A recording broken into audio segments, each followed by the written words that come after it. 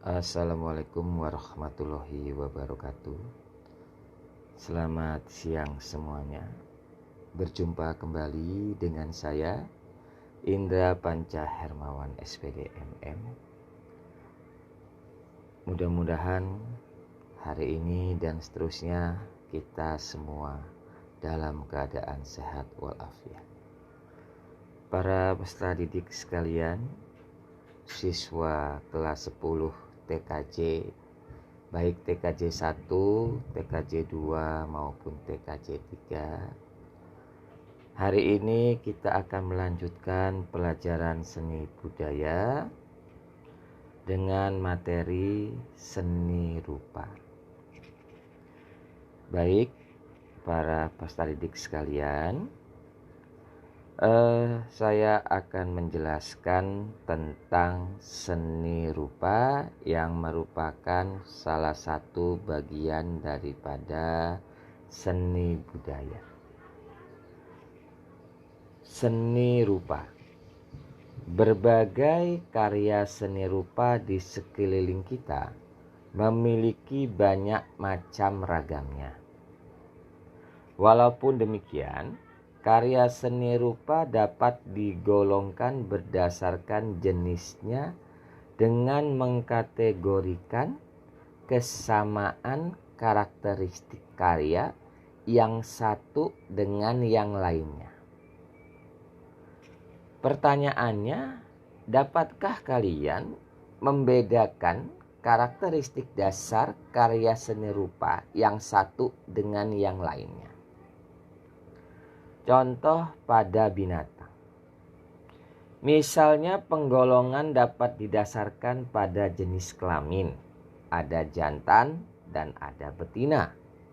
Pada tumbuhan, misalnya dapat dikategorikan berdasarkan fungsinya.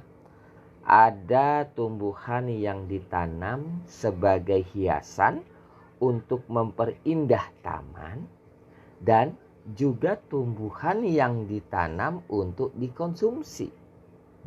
Di dalam karya seni rupa juga kita menemukan hal-hal yang harus bisa kita bedakan berdasarkan karakteristiknya.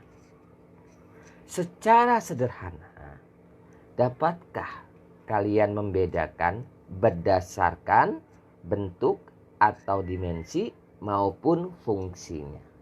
Nah, pada kesempatan kali ini kita akan membahas tentang perbedaan karya seni rupa. Berdasarkan dimensinya,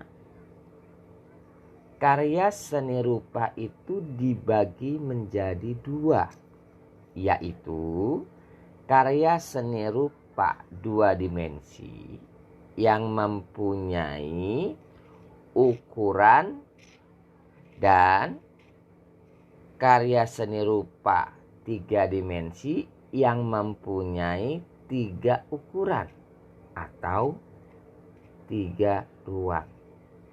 Tahukah kalian ukuran yang dimaksud adalah karya seni rupa dan tiga dimensi? Nah, ini ada contoh gambar. Yang sebelah kiri ini adalah contoh dua dimensi dan yang di sebelah kanan ini contoh tiga dimensi. Baik. Berdasarkan fungsinya, karya seni rupa ada yang dibuat dengan pertimbangan utama untuk memenuhi fungsi praktis. Karya seni rupa semacam ini dikategorikan dalam jenis karya seni rupa terapan.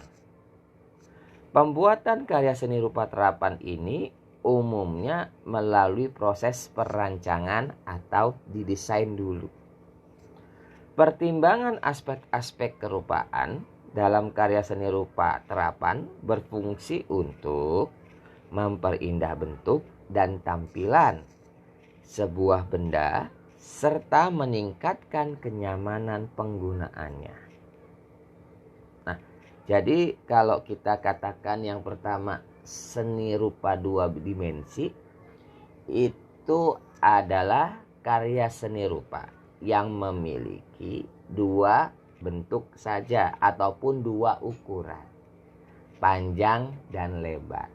Jadi dua dimensi itu hanya bisa dilihat dari satu sisi. Contohnya itu adalah lukisan.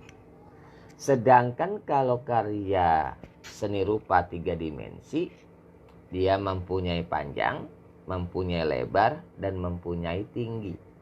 Jadi dia bisa dilihat dari berbagai macam sisi. Contohnya itu adalah patung. Nah, jadi perbedaannya kalau seni rupa dua dimensi, hasil karya seni rupa dua dimensi itu hanya mempunyai dua sudut pandang saja, sedangkan karya tiga dimensi mempunyai tiga sudut pandang, ya. Nah, lalu kita berbicara unsur dan objek karya seni rupa. Yang pertama kita mengenal unsurnya yaitu garis. Nah, apa itu garis? Garis adalah unsur fisik yang mendasar dan penting dalam mewujudkan sebuah karya seni rupa. Garis memiliki dimensi memanjang dan mempunyai arah serta sifat-sifat khusus seperti ada yang pendek, panjang, vertikal, horizontal, lurus, melengkung, berombak, dan seterusnya.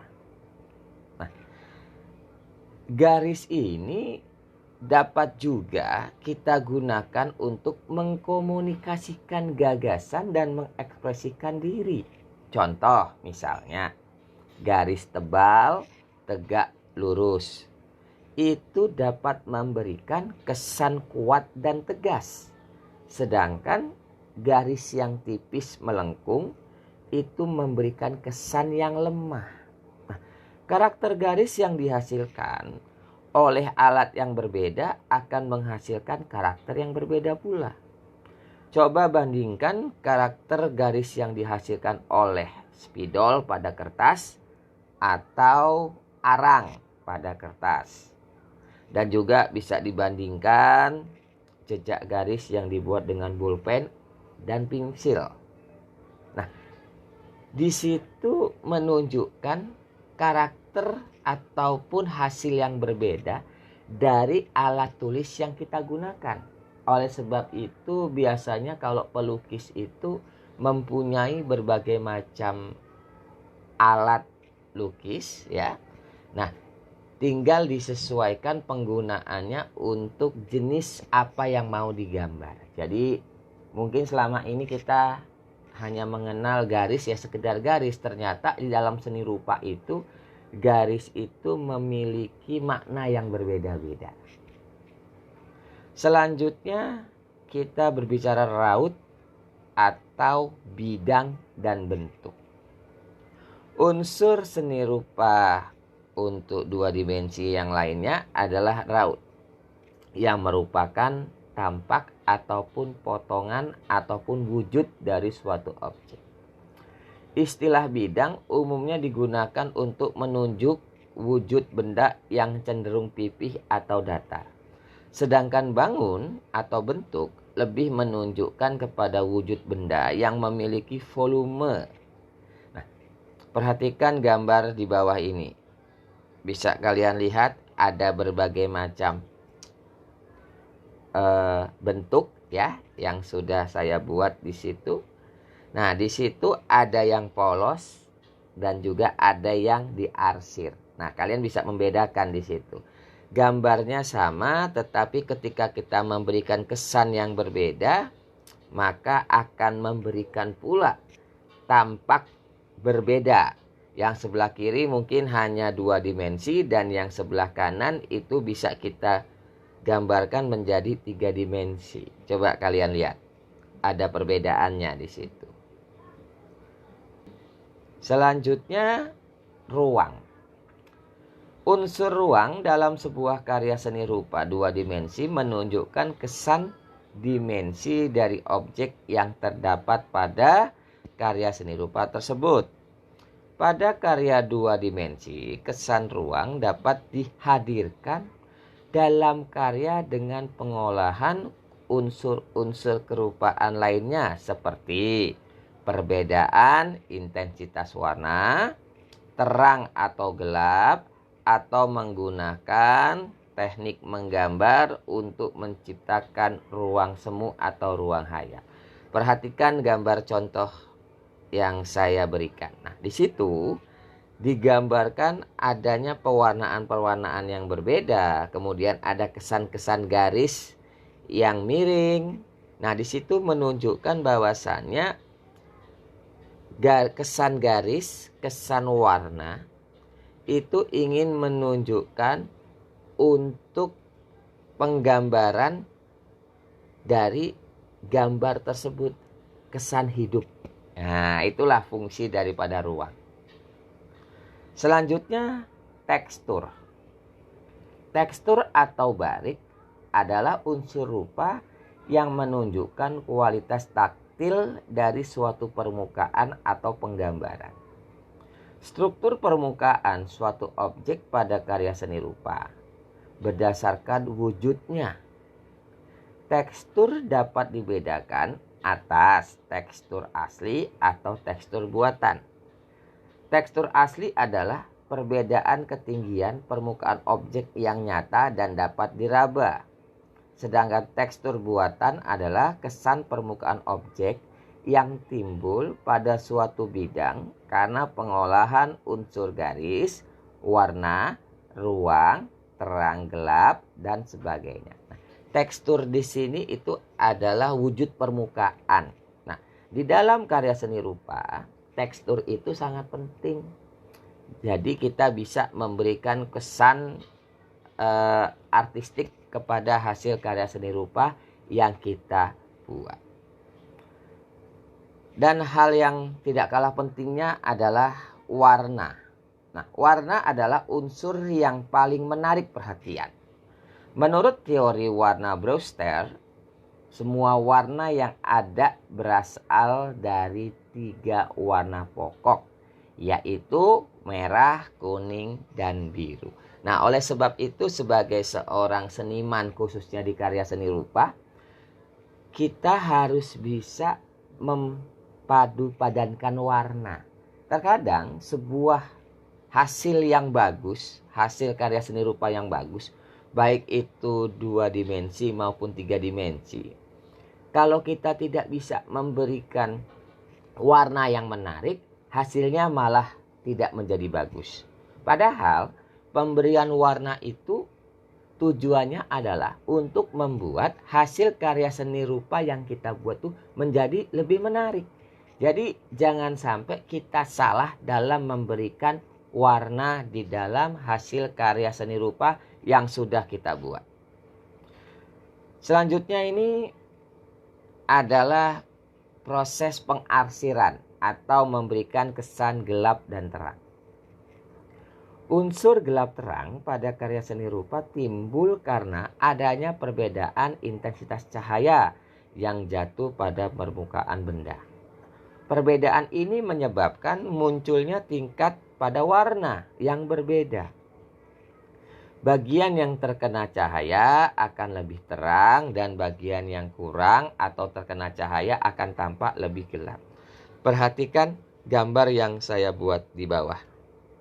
Di situ gambarnya sama, cuma ada perbedaan dari pemberian warna ataupun efek cahaya. Nah, bisa kalian lihat bedanya di situ.